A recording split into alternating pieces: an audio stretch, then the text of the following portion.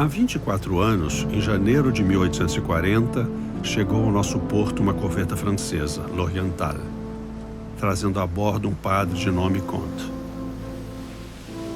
Esse padre trazia consigo uma máquina fotográfica. Era a primeira que aparecia em nossa terra. O padre foi à hospedaria Farrou e dali, na manhã do dia 16 de janeiro, reproduziu 3 vistas: o Largo do Paço, a Praça do Mercado e o Mosteiro de São Bento. 3 dias depois, tendo Sua Majestade aceitado o convite de assistir às experiências do milagroso aparelho, o padre Comte, acompanhado do comandante da corveta, foi a São Cristóvão e ali fez-se uma nova experiência. Em 9 minutos, foi reproduzida a fachada do Paço, tomada de uma das janelas do torreão. A experiência com o daguerreótipo foi noticiada pelo Jornal do Comércio em 17 de janeiro de 1840 e depois comentada por Machado de Assis nesta crônica, publicada no Diário do Rio de Janeiro em 1864. No início da minha pesquisa para este documentário, saí à procura de imagens que eu pudesse incluir na minha narrativa. Num sábado de manhã, no Rio de Janeiro, me dirigi à Praça 15, onde existe um monumento em homenagem às primeiras fotografias tiradas no Brasil. E diante dele, me deparei com esta cena.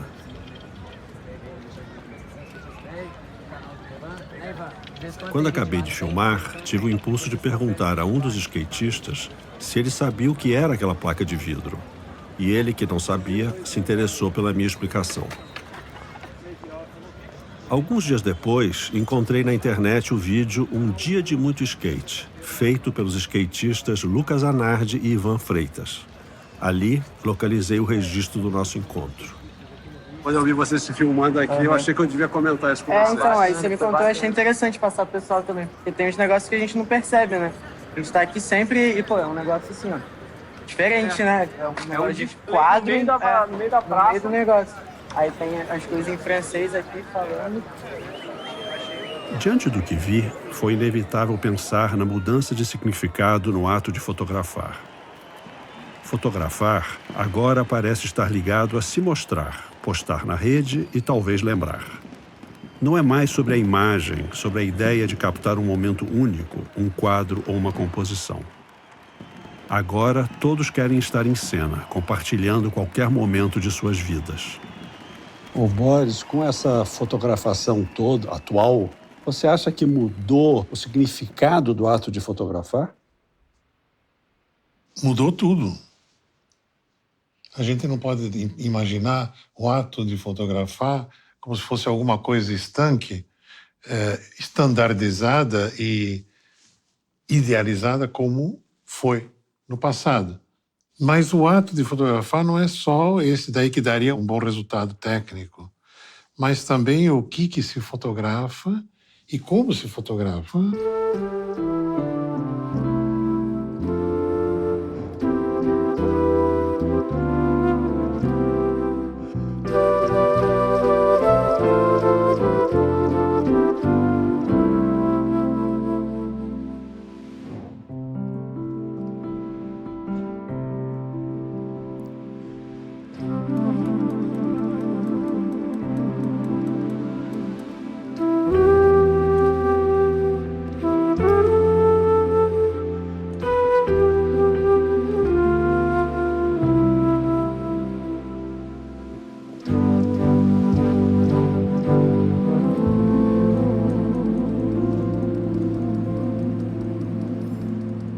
O termo fotografação foi criado pelo intelectual modernista Mário de Andrade.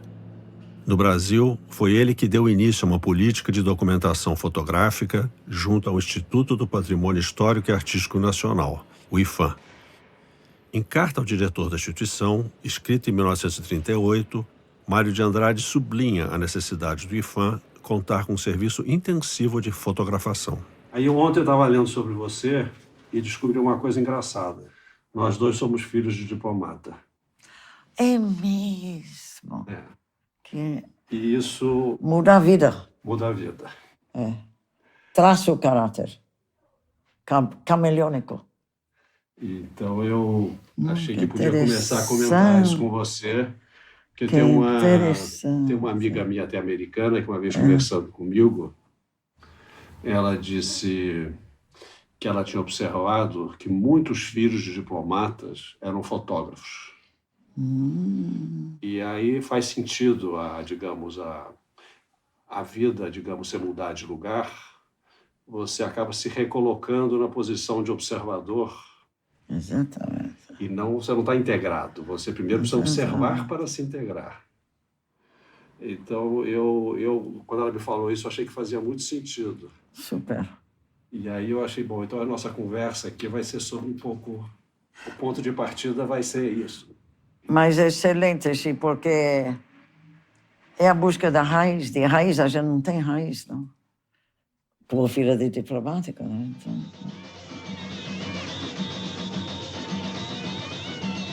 Foi durante as filmagens de Terra em Transe que começou a minha relação com o Brasil e seu cinema através da fotografia. Ali trabalhei como fotógrafo de cena ao lado de Luiz Carlos Barreto e de Bilutfi. E foi lá que conheci a José Medeiros.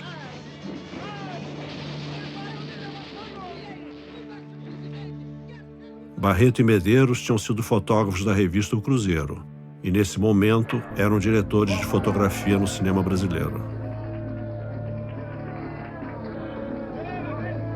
Naquele set, diante de uma encenação muito particular do Brasil, foi que começou a se esboçar em mim a ideia de uma imagem do país.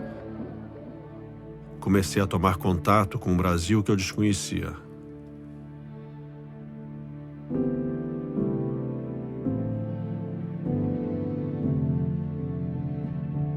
O que se inventou no século XIX foi uma maneira de fixar a imagem, porque o resto todo já era conhecido, algumas partes desde a antiguidade.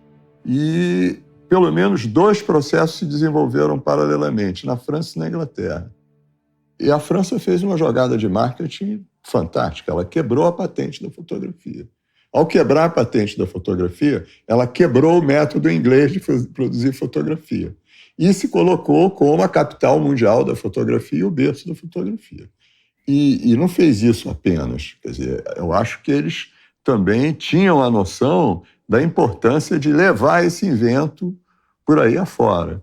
Foi assim que, logo depois do anúncio, o próprio Daguerre, segundo consta, deu uma espécie de workshop para o capelão Louis Conte, né? Ensinou a ele como usar o aparelho e fornecer os aparelhos.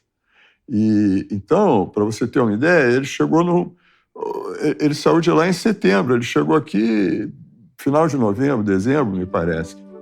Nós realmente temos o daguerreótipo, um dos mais antigos do mundo. Portugal, por exemplo, o primeiro daguerreótipo de Portugal é de 1858. Para você ver como chegou rápido aqui.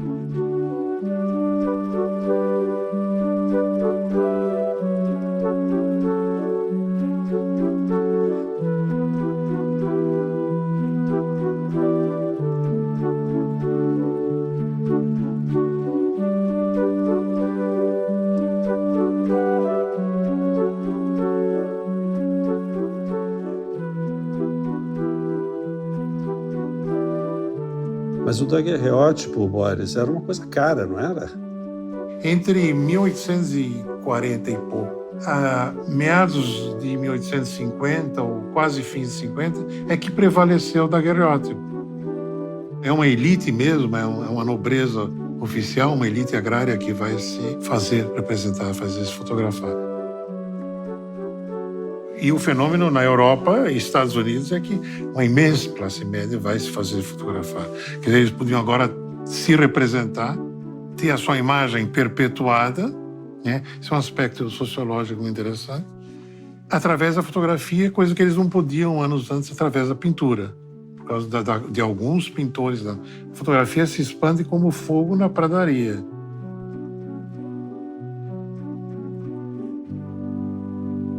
Dom Pedro II, amante das artes, das ciências, das letras, se encanta com a fotografia e se torna ele próprio um fotógrafo.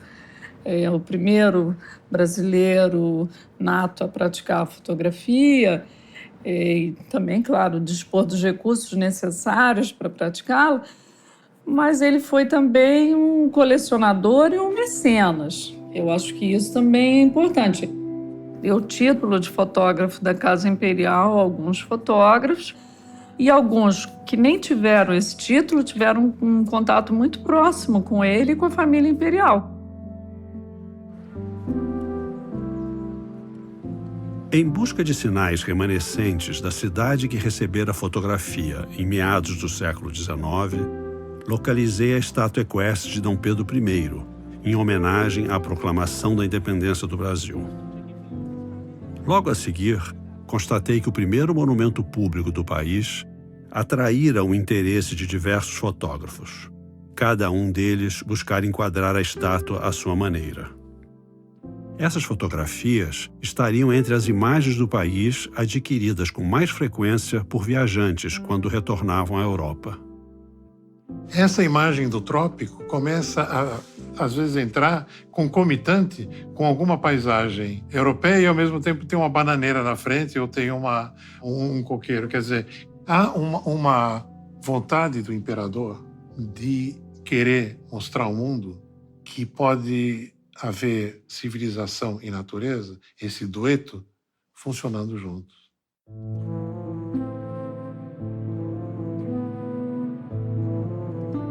O Stahl se estabeleceu primeiro no Recife, fez coisas interessantíssimas, por exemplo, na virada dos anos 50 para os 60, o nosso imperador faz uma viagem, chega ao Recife, e ele faz fotos dele antes do navio chegar, na hora que o navio chega e depois que ele desembarcou. E ele manda essas fotos para o jornal francês chamado L'Illustration, que foi o primeiro jornal do mundo a usar fotografia nas suas páginas.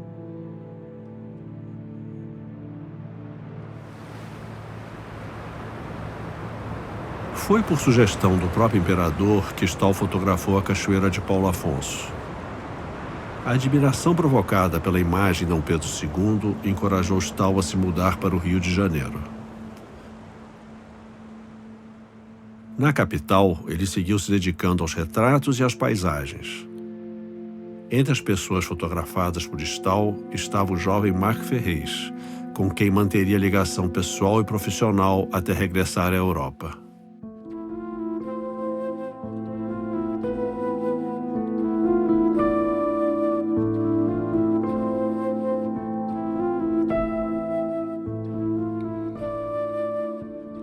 Existe um álbum de vistas do Rio de Janeiro, feitas por Stahl, que foi presenteado por Marc Ferrez a uma amiga francesa em 1866.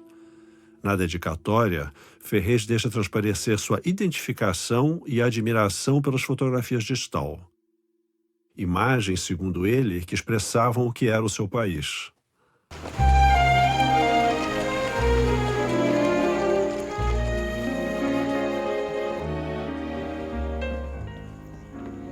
Com o passar do tempo, fui me dando conta da ligação que se criara entre o meu trabalho como fotógrafo de cinema e o trabalho de fotógrafos que atuaram no Brasil entre meados do século XIX e meados do século XX. Reconheci ali espaços, temas e até pessoas que tive a oportunidade de filmar. Pensei então nos elos possíveis entre essas imagens. Comecei a buscar conexões entre os fotógrafos. Essa procura foi o ponto de partida deste filme.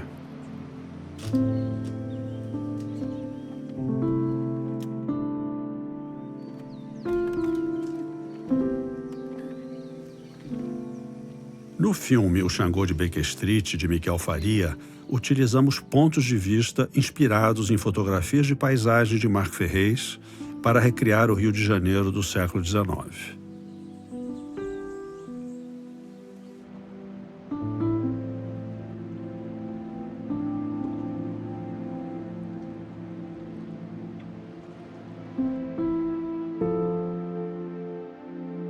O que você acha do Marc Ferrez? Magnífico. Lógico, porque certos trabalhos, certas fotos dele, você tem uma praia, tem umas rochedos e tem um cara deste tamaninho. Mas esse cara vive. Ele é vivo E eu sinto ele respirando, eu sinto para onde ele vai. Então eu digo, mas como é possível? Ele fez, às vezes, pequenininhos. É muito interessante como as pessoas, no trabalho do Ferrez, os retratos são retratos maravilhosos, mas eu estou mais interessada naqueles caras que aparecem como formigas, mas que... E eu acho que ele também gostava, porque ele também mencionava essas coisas. Então, isso é muito fascinante.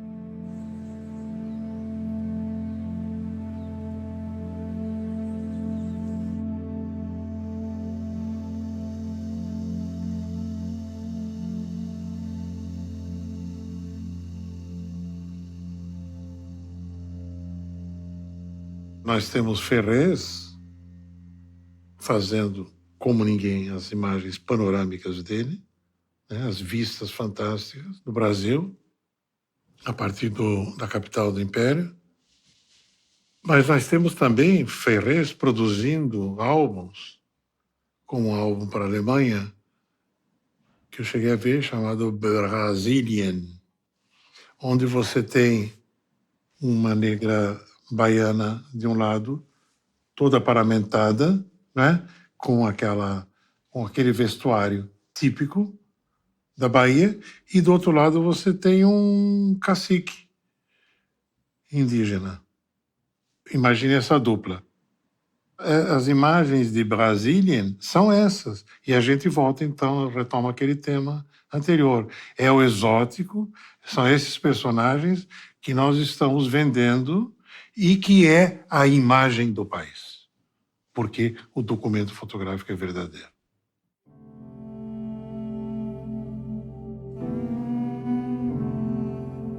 Quando você vê a foto do índio do Ferrez, ou outros índios como o Hübner e mesmo tal, você conhece mais da cultura do fotógrafo do que da cultura do índio. Porque o índio não está ali, ele foi transformado em um objeto construído para ele entrar no nicho que a cultura dominante tinha estabelecido para indígena. Ele tinha que caber ali. O Marc Ferrez fotografou para a corte. Ele fotografou para a elite.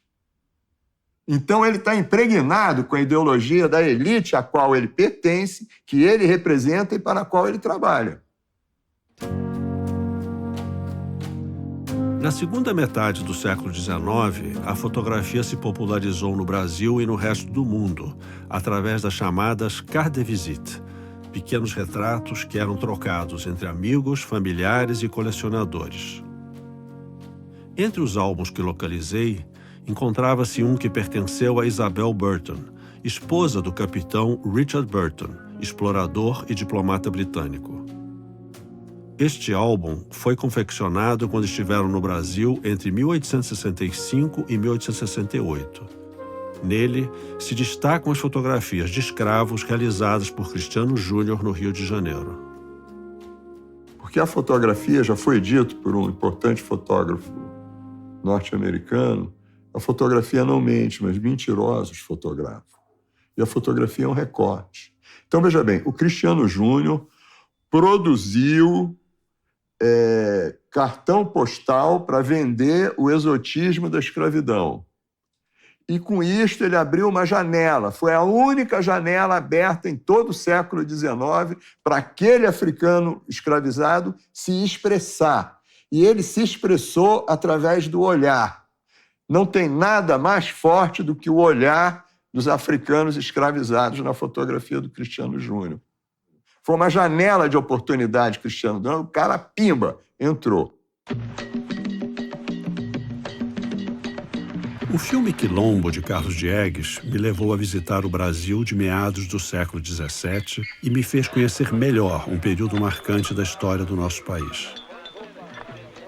Neste projeto, foram recriadas a luta de Zumbi dos Palmares e a vida daquela comunidade de ex-escravos que haviam fugido das plantações de cana-de-açúcar no Nordeste brasileiro.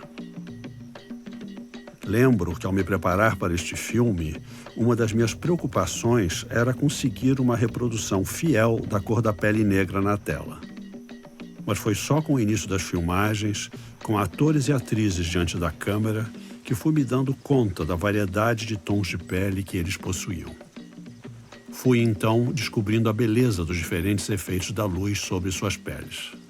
Acontece que é covardia fotografar pele negra, porque já tem ele é mais presente.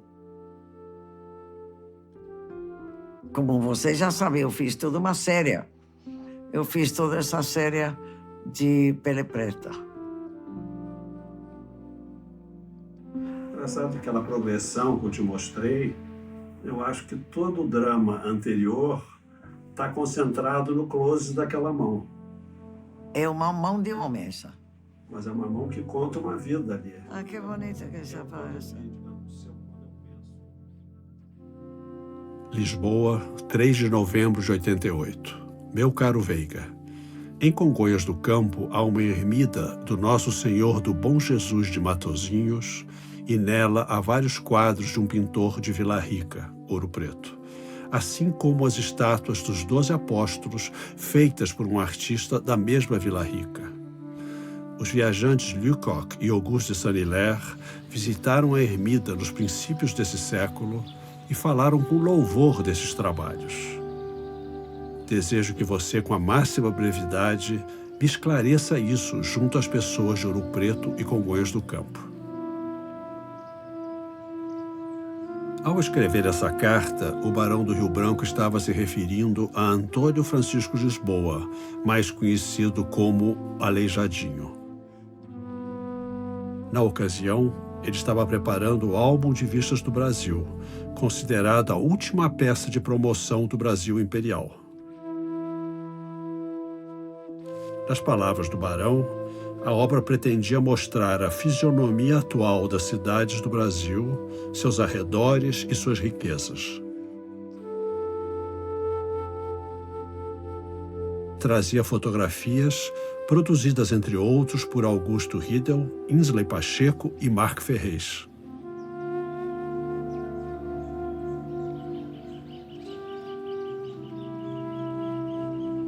Ao documentar o Santuário do Bom Jesus de Matozinhos, Marc Ferrez estabelece um diálogo com toda uma geração de fotógrafos que estará vinculada à modernização da fotografia brasileira ao longo do século XX.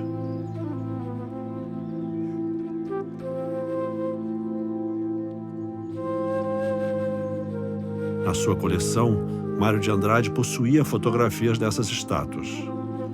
Nos anos seguintes, Jean Manzon, José Medeiros e Marcel Gauthieron estariam entre os fotógrafos que seriam atraídos a Congonhas para fotografar os profetas.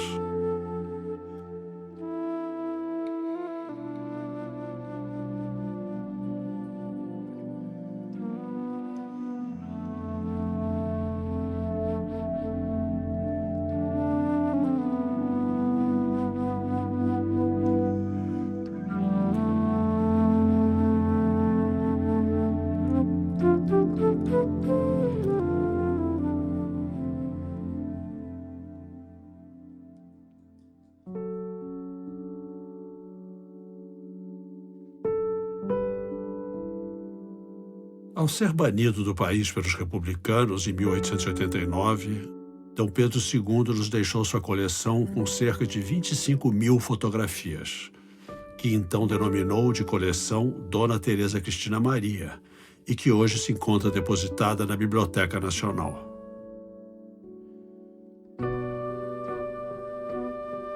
Com a proclamação da República, surge a necessidade de apresentar uma nova imagem do país ao mundo exterior. A fotografia seria amplamente utilizada para este fim. Entre os profissionais que se destacam nesse trabalho, encontra-se o alagoano Augusto Malta.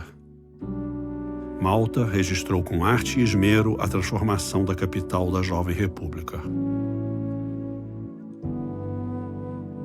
Foi o fotógrafo do Pereira Passos que fotografou toda a transição. O trabalho dele no começo era fotografar as casas que precisavam ser demolidas, para marcar lá, para o cara ver como é que ia fazer e tal. E ele foi fotografando todo esse momento de transição, o bota abaixo, a reconstrução, mas ele era um cara que veio das camadas populares e que tinha sensibilidade pela vida popular. Então ele foi fotografar os quiosques, porque os quiosques iam desaparecer.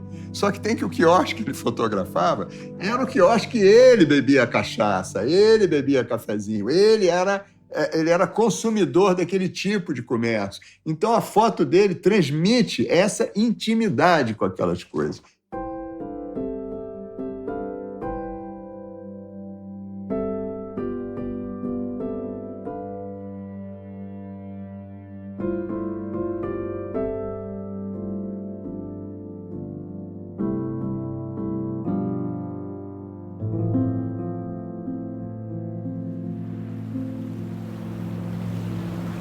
Em carta aos filhos, escrita em abril de 1915, a bordo do navio Frisia rumo à Europa, Marc Ferrey se refere assim a turistas que viu fotografando. Mais de 15 aparelhos Kodak de todo tipo trabalhavam. Eu calculei que utilizaram mais de 100 negativos. Eis como se gastam placas e películas. Da minha parte, eu tirei 6, sendo que 2 foram perdidas. Veremos em Paris. Ao ler essa carta, fiquei pensando como seria a reação de Ferrez diante da fotografação digital dos dias atuais.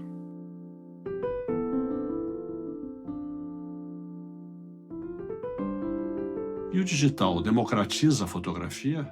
Na verdade, a democratização da fotografia ela tem 120 anos mais antiga democratização, que foi com a invenção da câmarazinha Kodak. Isso representou a democratização da fotografia, porque era só o estúdio fotográfico. Aí as pessoas comuns poderiam, com aquela caixinha mágica, fazer as 12 fotos, né, e mandar para Rochester, pelo correio, e depois voltava com elas já impressas e já com um novo filme, um rolo já colocado, perguntando. Isso representou o triunfo do capitalismo fotográfico e a popularização da fotografia, quer dizer, capitalismo e socialização. Ele inventou uma coisa fantástica, o George Eastman. Em 1923, Mário de Andrade comprou sua primeira câmera fotográfica, uma Kodak Pocket. Foi com ela que fez suas primeiras experiências como fotógrafo. E foi ela que o acompanhou em suas viagens pelo norte e nordeste do Brasil entre 1927 e 1929. Ai, Helena, assim, pode passar, morena, tenha dó de mim, aqui mora Manaculim. Em 1982, como fotógrafo do documentário Chico Antônio, o Herói com Caráter, dirigido por meu irmão Eduardo Escorel, refiz um trecho da viagem etnográfica realizada por Mário de Andrade em 1929. No filme, estivemos no Rio Grande do Norte, na região onde Mário se encontrara e se encantara com o cantador de coco Chico Antônio. Neste documentário, resgatamos a história daquele encontro. Eu me lembro bem da expressão de Chico Antônio ao se ver nas fotografias feitas por Mário de Andrade 50 anos antes. Durante a realização daquele projeto, tomei contato pela primeira vez com as suas fotografias. E a sua forma de enquadrar uma parelha de cavalos chamou a minha atenção.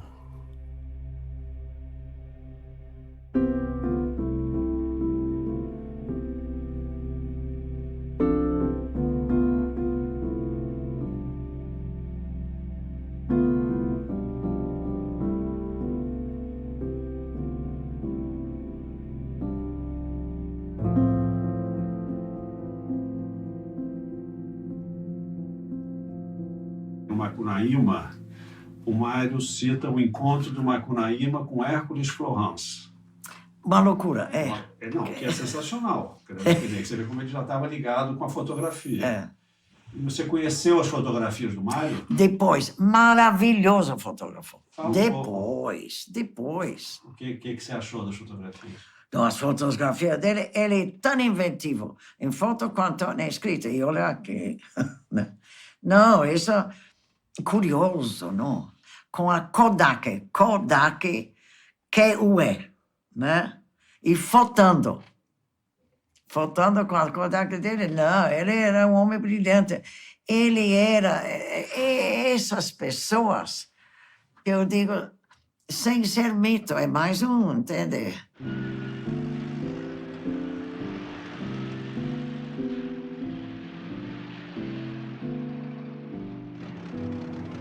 Em maio de 22, 3 meses depois da Semana de Arte Moderna, quando eles publicam a revista Claxon, no editorial o Mário de Andrade assume: nós conhecemos a cinematografia.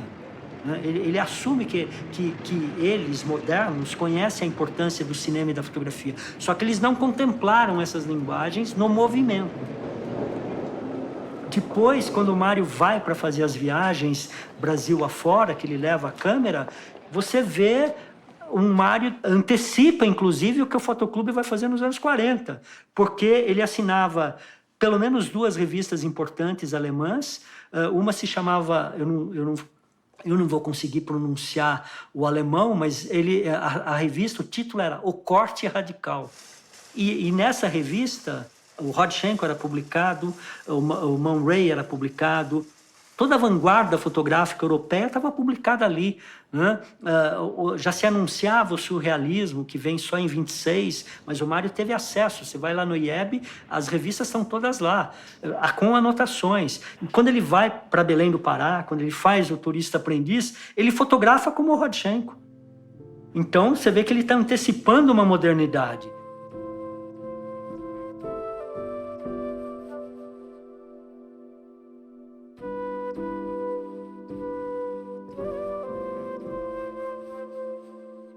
Mário anotava de imediato seus procedimentos de trabalho, passando depois os dados para o verso das fotografias. Ali escrevia a hora, a luz e a abertura do diafragma. Assinalava com exatidão datas e locais. Em seguida, completava o sentido das suas imagens com legendas e associações sugeridas pelas fotografias.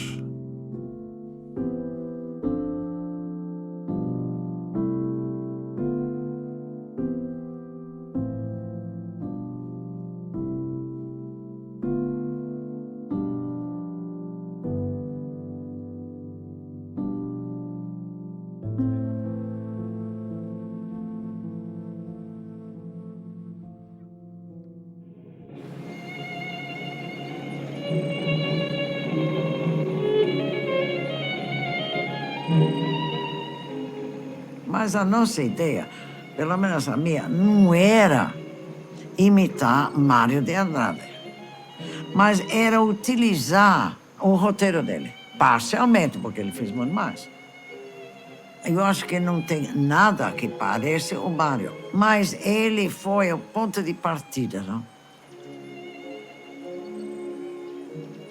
Falando em luz, também pensando aqui na minha experiência na Amazônia, o Mário de Andrade, quando vai para a Amazônia, que faz as fotografias dele e anota como é que a foto foi tirada e dá um título, ele em várias fotos, ele diz assim, luz ruim.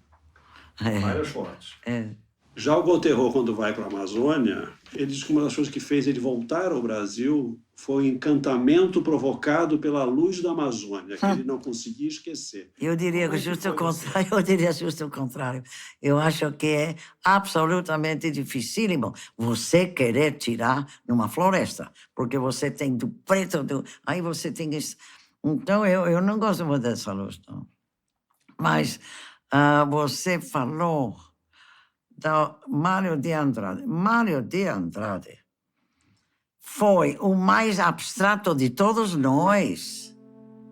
Entende? Você me mostrou uma das poucas fotos documentárias, mas ele é extremamente abstrato. Ele era um homem além do tempo dele, eu acho.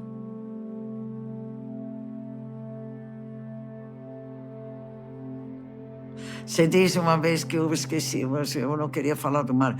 Mas o Mário me fascina. Uma das fotografias mais conhecidas de Mário de Andrade é um autorretrato em que o que está em foco é a sua sombra agigantada projetada no chão. O nome dado por ele para esta imagem é Sombra Minha. A fotografia da sombra do fotógrafo aprendiz circulou de mão em mão no verso da cédula de 500 mil cruzeiros, lançada em 1993, para comemorar o centenário do seu nascimento. A sombra do poeta foi por ele captada pelo menos 2 outras vezes em situações bem distintas.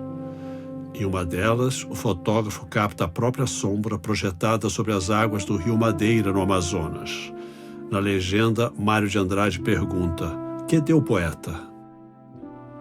Em outra fotografia, a sombra do escritor é projetada sobre um búfalo na ilha de Marajó, com a seguinte legenda: "Búfalo viu." As fotografias da própria sombra podem ser consideradas um elo entre Mário e alguns dos fotógrafos que se destacariam nos anos seguintes.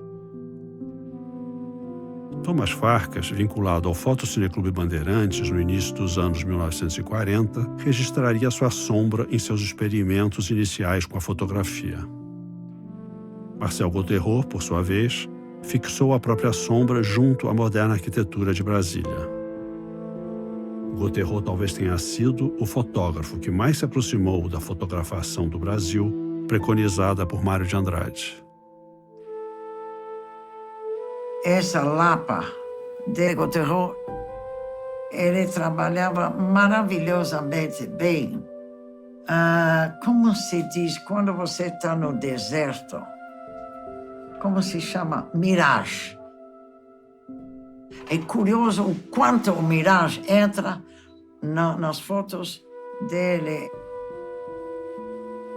De vez em quando, para mim, as areias do São Francisco, da Lapa, também são miragens. Sabe?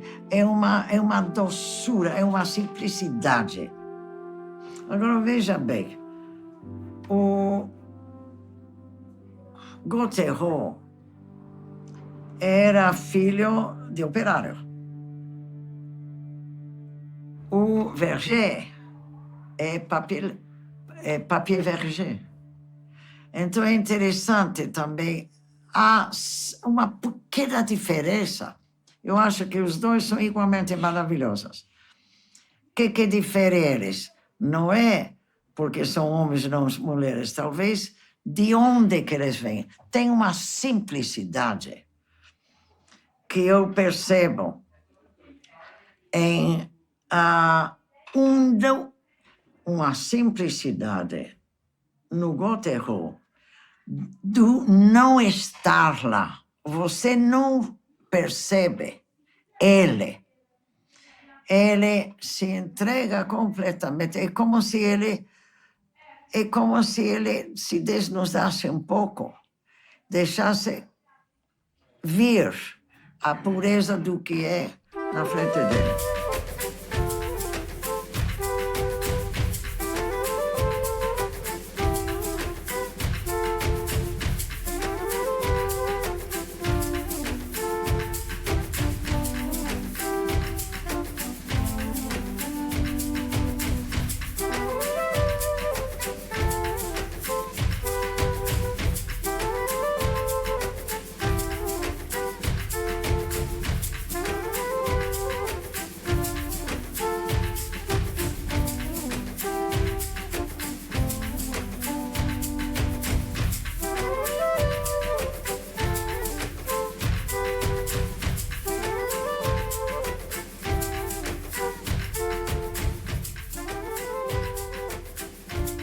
Gauthieron, ele não é um discípulo, vamos dizer assim, das ideias do Mário de Andrade. Ele já chegou com aquelas ideias, entendeu?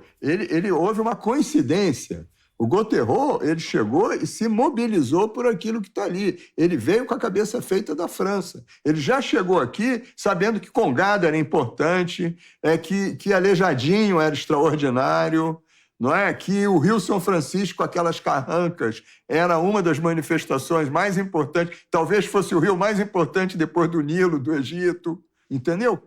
O Gauthieron chegou aqui, viu uma carranca do Rio São Francisco, ele disse, peraí, o valor disso é extraordinário, ele reconheceu aquilo, não é? E com isso ele se emenda na tradição, quer dizer, na semente, ele dá sequência à semente que o Mário de Andrade tinha plantado 30, 40 anos antes.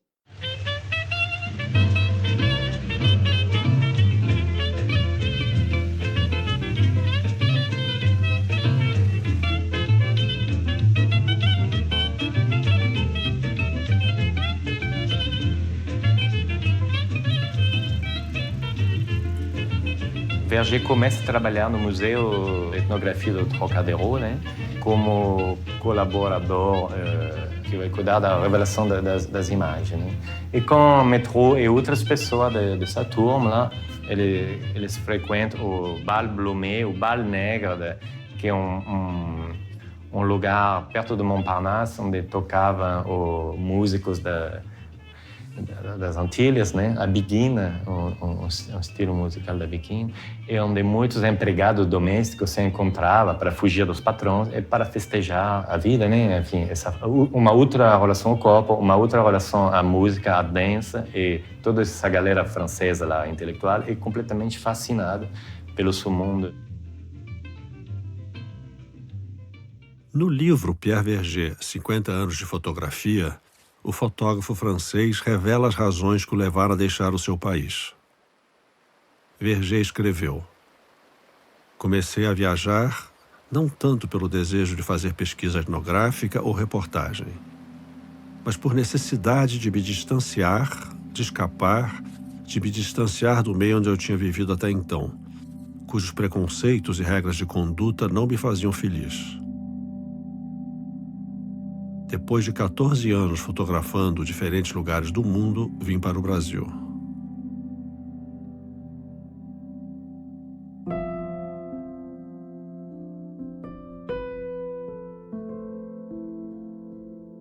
Hildegard Rosenthal está entre os fotógrafos europeus que migraram para o Brasil no período da Segunda Guerra Mundial.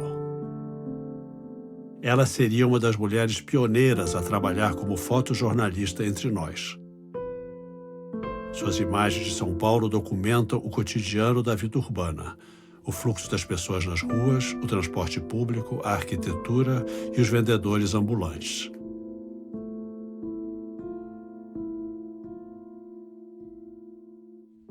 Em fotografias feitas para anunciar uma loja de chapéus, Hildegard é sua própria modelo.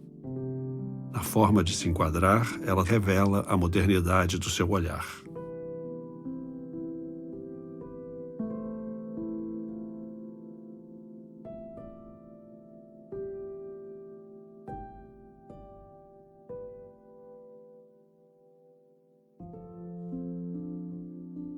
Além de registrar desconhecidos, a fotógrafa trabalha com modelos, simulando situações do dia a dia. Na série que ela realiza para uma revista sobre a nova mulher, ela fotografa a modelo em meio aos transeuntes do centro da cidade. Em diferentes situações, ela retrata a mulher moderna, interessada no cotidiano da cidade onde vive.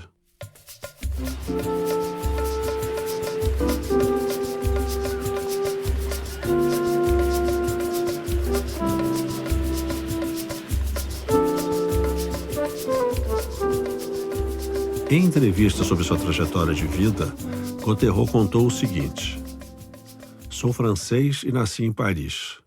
Aconteceu mais ou menos assim.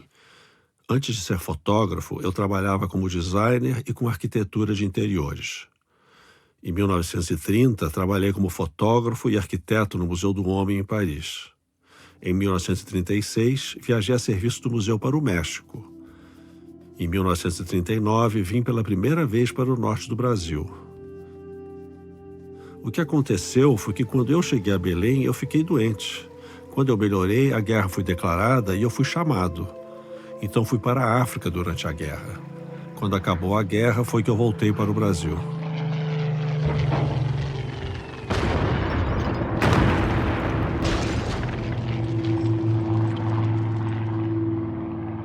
Jean Manzon é mais um fotógrafo francês que vem para o Brasil no período da Segunda Guerra Mundial. Ele se encontrava refugiado na Inglaterra. Por sugestão do seu amigo, o cineasta Alberto Cavalcante, Manzon toma o caminho do Brasil. Do cais de Liverpool, segue diretamente para a Praça Mauá, no Rio de Janeiro.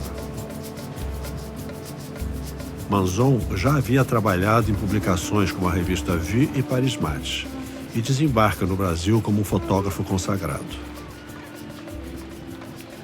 A notícia de sua chegada é publicada com destaque no jornal do dia 10 de agosto de 1940.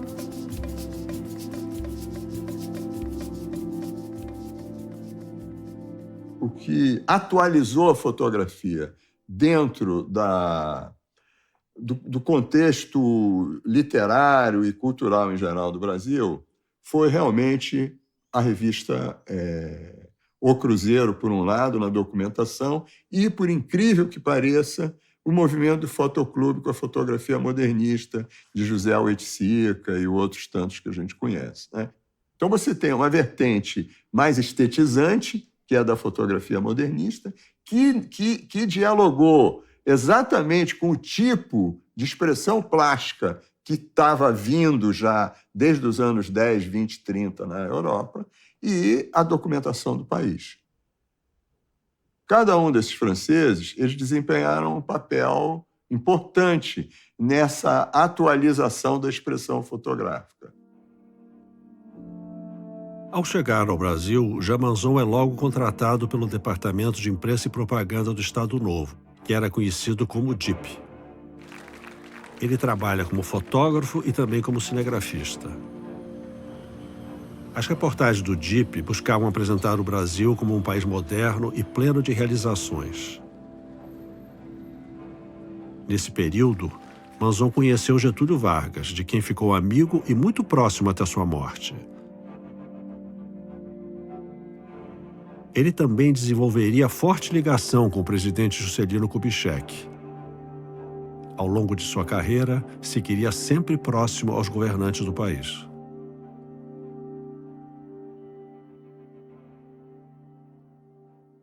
Em 1943, Assis Chateaubriand vai buscar Jamanzon no DIP e o contrata para reformular a revista O Cruzeiro.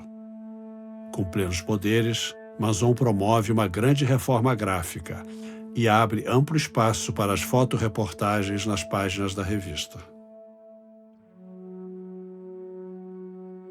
O Cruzeiro, ele teve um poder de formação de opinião somente comparável ao poder da TV Globo nos últimos 20 ou 30 anos. E ainda assim, a TV Globo, ela invade. O Cruzeiro não, ele convidava. Então, existe uma diferença. O Cruzeiro, ele praticamente não provocou resistência. Ele chegava 1 mês, 2 meses depois, nos rios de Manaus e era esperado. E ao apresentar o Brasil aos brasileiros, ele construiu uma imagem do Brasil para os brasileiros. Né? Os brasileiros se reconheceram ali. E houve, de fato, um diálogo, até porque o Cruzeiro ele tinha fotógrafos com diferentes formações e diferentes visões do Brasil. Né? A gente não pode comparar, por exemplo, o Jean Manzon, que inventava coisa para fotografar, com o Zé Medeiros, que é o mais generoso olhar da fotografia brasileira.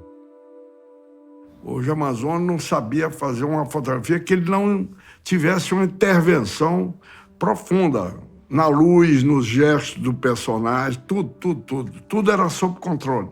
E fotografava tudo com flash. Flash e sol. Ele estava ali no pleno sol, instalava bateria de 2 flashes, um para cabelo, o outro para não sei o quê. E o Medeiros conseguia fazer fotografia de uma espontaneidade, mas com requinte de composição, instantânea. Compunha no momento da fotografia, no momento de clicar. O índio só veio a ter protagonismo, e aí ele veio a ter um protagonismo extraordinário no trabalho da Comissão Rondon, cujo grande expoente é o Major Thomas Reis.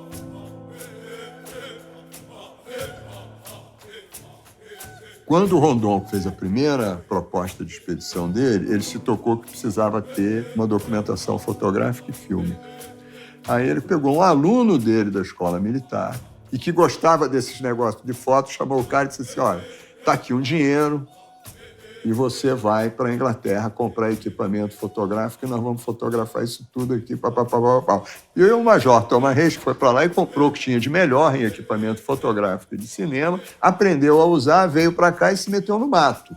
E ele tem um tipo de fotografia extremamente moderno. Ele usava Leica. Então, ele trabalha com luz natural, ele trabalha com flagrante, ele trabalha em interação permanente com aquele universo, ele interage com os índios e permite que os índios se expressem, não é? Então, a fotografia dele é um marco. E isso teve sequência. Quando fotógrafos como o Zé Medeiros, por força da dinâmica do O Cruzeiro, de cair para o Brasil inteiro, inclusive para o Brasil profundo, produziu documentações extraordinárias dos povos indígenas. Mas a gente deve ao olhar do Medeiros, porque não foram todos os fotógrafos que produziram isso. O Manzon era o todo-poderoso, o Manzon é que tinha um grande salário, o Manzon tinha Cadillac rabo de peixe, o Manzon tinha uma prioridade muito forte na abertura da revista, e entrou o Zé Medeiros com aquela simplicidade dele, aquela naturalidade, e que fazia um trabalho precioso, ainda com Roley, mas com luz natural, e logo depois com 35mm, dando uma dinâmica que a revista não tinha.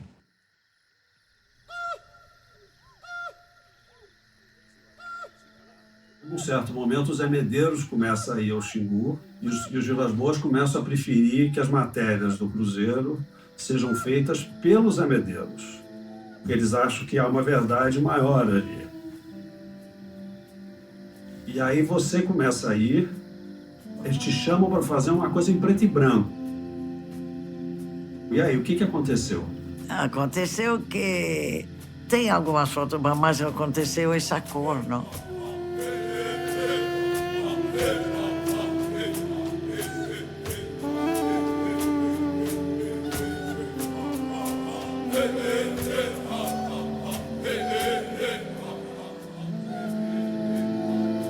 A cor e a forma de utilizar a luz natural para criar contrastes nas imagens que Morim fez no Xingu foram uma referência importante no meu trabalho no filme Brincando nos Campos do Senhor, de Hector Babenco.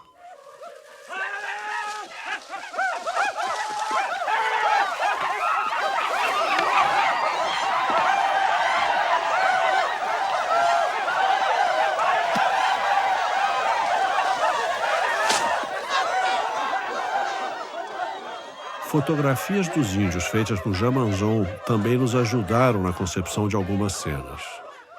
A famosa fotoreportagem de Manzon para o Cruzeiro sobre os índios Chavantes deu origem a uma das cenas mais emblemáticas do filme.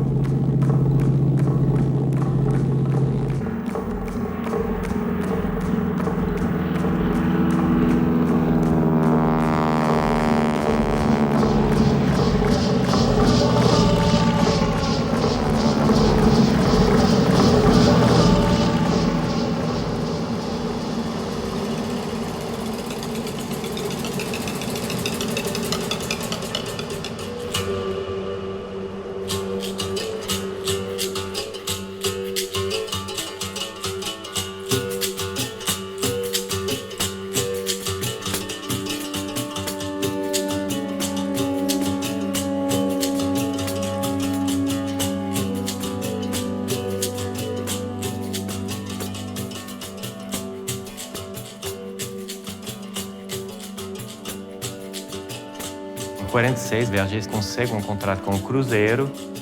Logo, ele aproveita esse contrato do Cruzeiro para fazer várias reportagens em Salvador. Essa chegada lá é um divisor de água na vida dele. Pela primeira vez, ele encontra o lugar dele, depois de 15 anos de fuga, né, de vontade de fugir dele mesmo e da sociedade europeia. Pela primeira vez, ele se encontra num lugar, se identifica com a cultura popular, se identifica com essa presença afro, ele está apaixonado. Ele reencontra um pouco do ambiente que ele encontrou no Bal Blomet, lá em Paris. Essa facilidade nas relações humanas, né? Enfim, ele sempre na vida dele, ele super valorizou o ambiente de Salvador.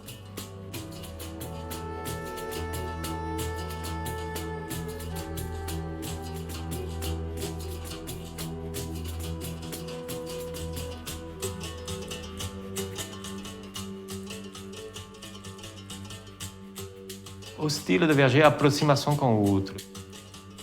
Você acha que a Rolleiflex ajudava isso? Sim, porque a fotografia pela barriga, né?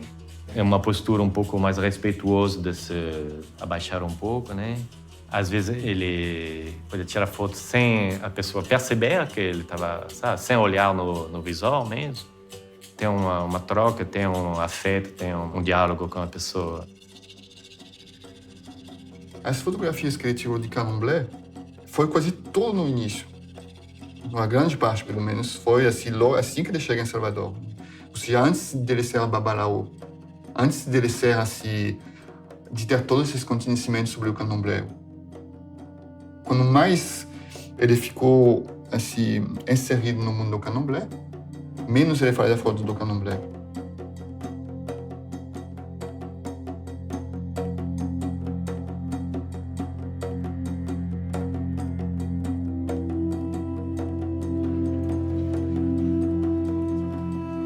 Eu acho que ele não era fotojornalista no sentido de ir num lugar para cobrir um evento, entende? E fazer uma reportagem que destacasse esse evento. Verger era o oposto do evento.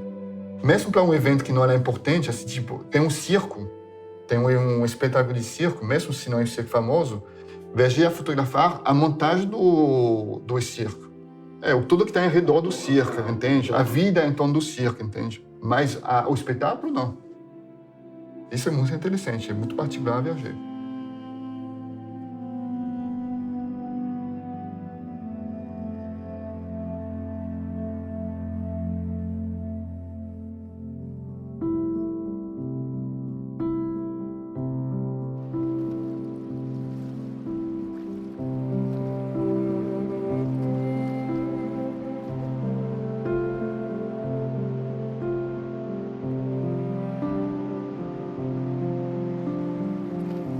Em diferentes ocasiões, Gauthieron e Verger declararam que foram atraídos para a Bahia através da leitura do romance Jubiabá, de Jorge Amado. Na minha primeira viagem de trabalho à Bahia, em 1969, quando fui filmar um documentário sobre suas festas religiosas, eu também levava comigo apenas as referências dos romances de Jorge Amado. Naquela época, eu desconhecia as fotografias de Gauthieron e Verger feitas na Bahia. Muitos anos mais tarde, depois que tomei contato com essas imagens, me ocorreu pensar na possibilidade de termos estado próximos fotografando aquelas festas. E também pensei como nossos olhares haviam sido atraídos pelas velas dos saveiros em movimento na Baía de Todos os Santos. Meu senhor dos navegantes, venha me valer. Meu senhor dos navegantes, venha me valer. Meu senhor dos navegantes, venha me valer. Meu senhor dos navegantes, venha me valer. A grande diferença, eu acho importante isso, que antes as pessoas, as populações, as manifestações, eram eles com eles. Depois mudou. Eles para ser eles com eles também, mas para ser vistos. Então, essa espécie de, eu diria, frescor.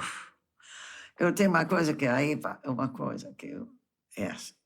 Uma frase que eu disse uma vez, as pessoas gostaram dessa frase, eu também gosto. Eu digo assim, eu sinto o vento nas velas dos saveiros de Gauthieron.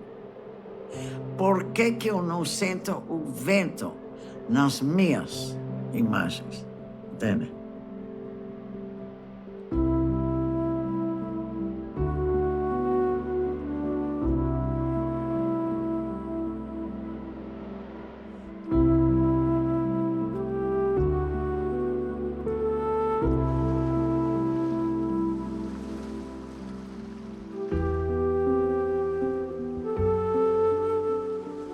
Barcos e seus mastros, velas sendo içadas e ao vento, foram temas de muitos fotógrafos em viagens pelo Brasil. Suas linhas deram margem a composições geométricas, mais ou menos abstratas, que nos transportam para o momento em que as fotografias estavam sendo feitas. As imagens dos barcos de Stahl, Ferrez e Verger, assim como as fotografias de Mário de Andrade, Medeiros e Gauthieron, nos transformam em companheiros de suas viagens de descobrimento do país.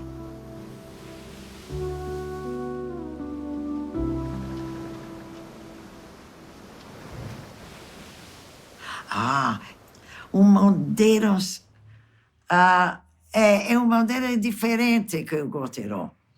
Mas ele é o que fotografa. A diferença comigo é que eu acho que eu não sou o que eu fotografo.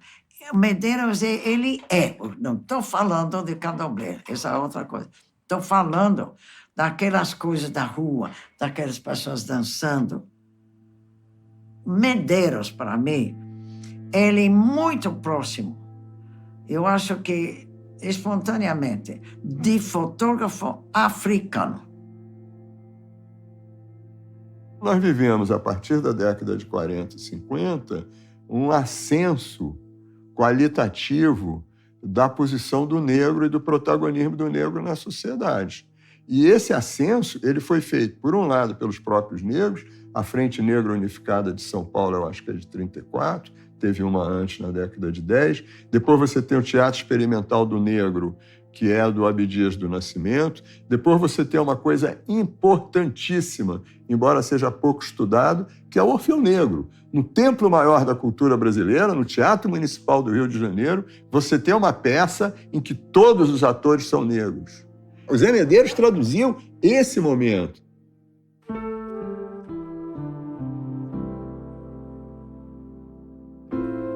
No final dos anos 50, a diversidade cultural do país já estava presente no trabalho de diversos fotógrafos.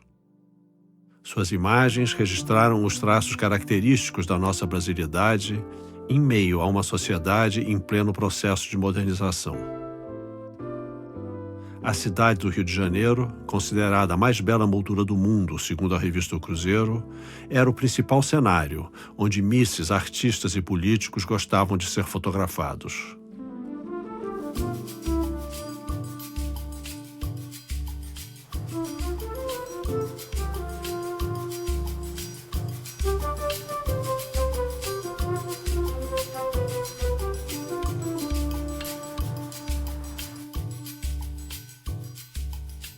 A construção de Brasília ampliou as características dessa brasilidade com formas mais modernas.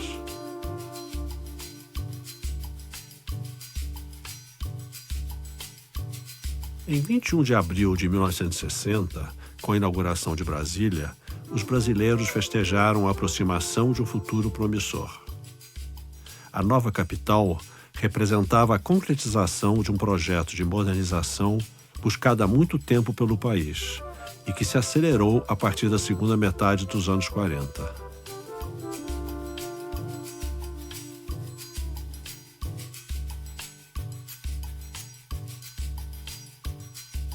Desde o início da sua construção, Brasília teve as lentes de diversos fotógrafos apontadas para si.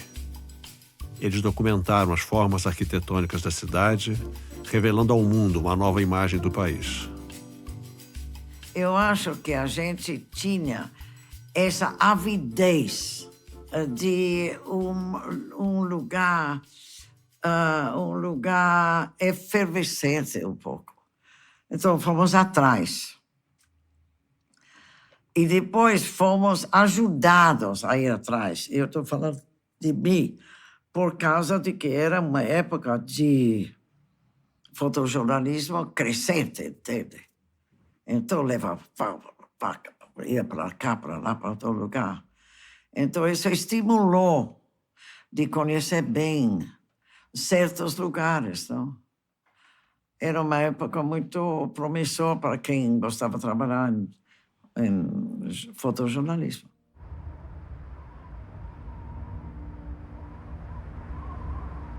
As expectativas suscitadas com a inauguração de Brasília seriam interrompidas com o golpe militar de 1964 e com a instalação da censura em jornais e revistas a partir da promulgação do AI-5.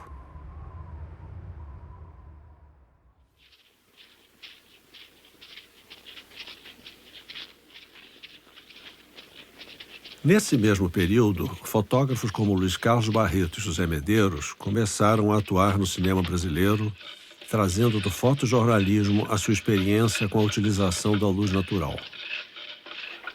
A concepção visual de filmes como Vidas Secas e Terra em Transe, fotografados por Barreto, nos foi apresentada como a verdadeira representação de uma luz brasileira. Esse conceito está presente no meu trabalho como diretor de fotografia em São Bernardo, que foi quase todo filmado com luz natural.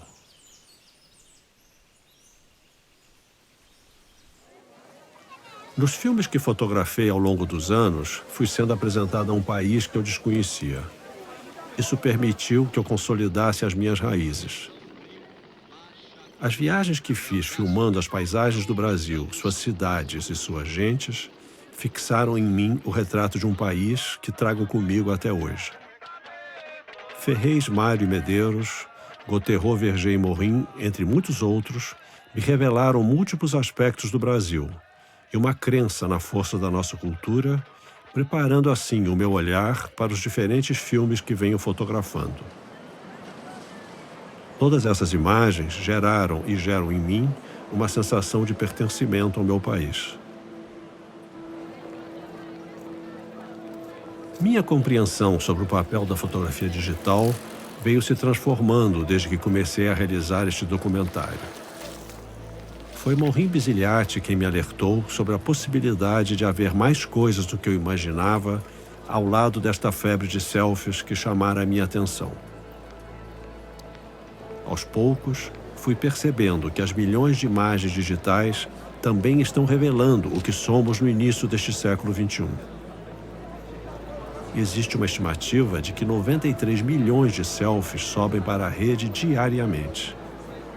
São também 154 bilhões de imagens digitais que anualmente são postadas na internet. De que forma seremos percebidos por meio dessas imagens no futuro? Na verdade, eu não sei o que pode acontecer. Eu não vejo ninguém saber o que pode acontecer. É tão novo, tão extraordinário, tão absurdo, que ninguém pode conviver com bilhões de imagens. Então não vai ter nada. É anulação. Tem uma coisa também que eu acho, e que eu penso, que vai continuar existindo os milhões e dezenas de milhões de tiradores. Você fala fotografação, fala tiradores de fotografia, e vai haver os milhares de fotógrafos. Esta, as pessoas vão vir, porque esse é de 1990, esse negócio, mas eu uso esse de um lado, eu uso este de outro. Este é 4K, mas eu não uso 4 porque é tudo besteira esse negócio de mais e mais K, porque pesa mais. Mas então, claro, é absurdo dizer que a fotografia falta essas coisas para mim, mas eu vejo fotografia sempre e vejo que num país está não só febre, esse negócio mundial de selfies, mas há um crescimento muito legal. Você percebe isso nos encontros. Pessoas norte, sul, este e oeste, que finos fotógrafos, interessados, há uma troca. São pequenas ilhas em que há um real encontro com a fotografia para os jovens, não? A multiplicação de olhares sobre o nosso país e seus registros fotográficos me mostram cotidianamente aspectos do Brasil que talvez passassem despercebidos. Na espontaneidade dessas imagens, encontro novas formas de enquadrar e de captar luzes e cores. Vejo um novo país se revelando em toda a sua diversidade.